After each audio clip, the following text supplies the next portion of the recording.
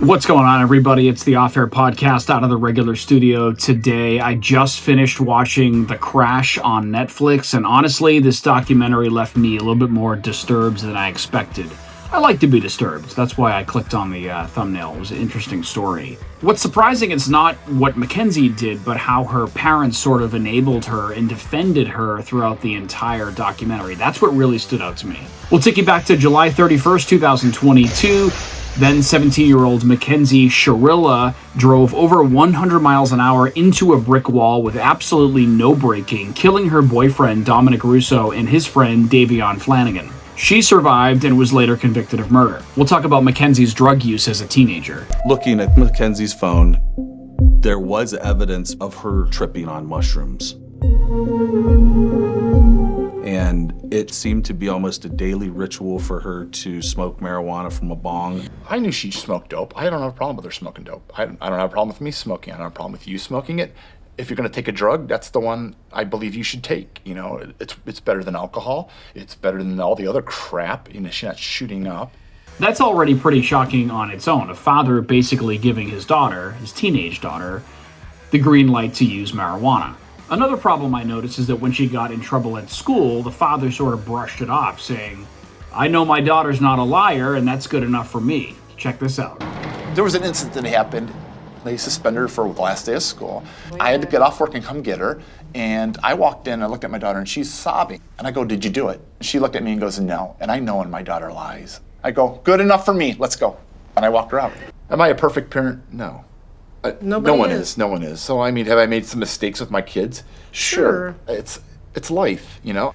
But she wasn't a bad kid. She didn't really need to be disciplined a whole lot, you know? Her worst is her mouth. You can clearly see the pattern here. No real discipline, no consequences, just constant defense of his daughter.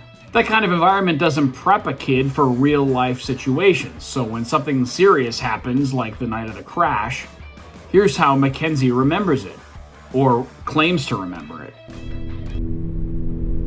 What do you remember from the morning of July the 31st? It was like 5 in the morning and we decided to head back to Dom's house. And I remember turning on the street and then I'm waking up in the hospital the next day and then my whole life is shattered. People have said that it's convenient that that's all you remember. What would you say to that? The whole morning is just like nothing, and it sounds crazy, but I'm not gonna like lie just because people want to hear a story. I have no recollection of that morning. Now, as you see, her response in that interview is pretty cold and detached, almost no emotion. But what's even more telling is how her father continues to respond to all of this. Even after everything happened, his position never changed. Think of it was your kid. What if Mackenzie was yours? How would you feel? I'm gonna fight for my daughter.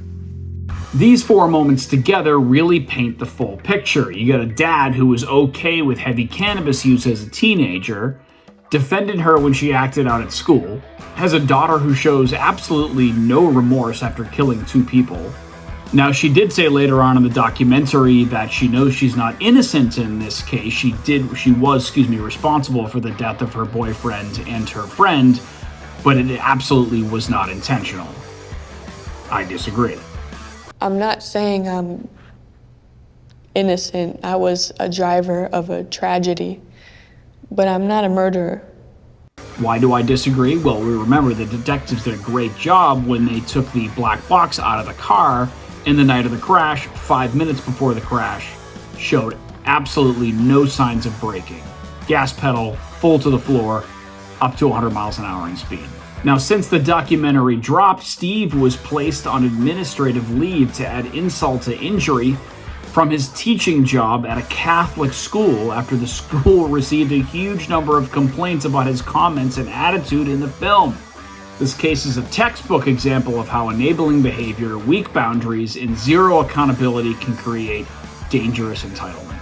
The Crash on Netflix is a tough watch, but it's an interesting watch. And my heart goes out to the families of Dominic and Davion. But that's just what I think. I want to know what you think. Drop a comment in the chat.